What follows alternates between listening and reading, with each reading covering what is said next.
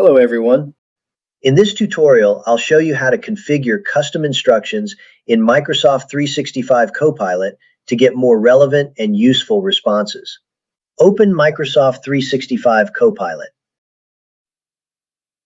In the lower left section, left-click the gear icon to the right of your profile picture.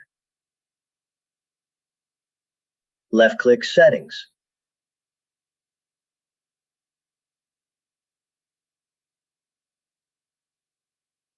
Left-click Personalization.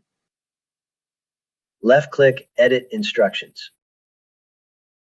You will add details about yourself, such as your role, responsibilities, preferred communication style, and response preferences. You can see here, I have a large set of detailed instructions.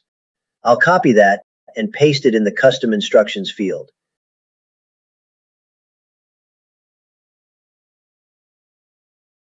Left-click Save Instructions.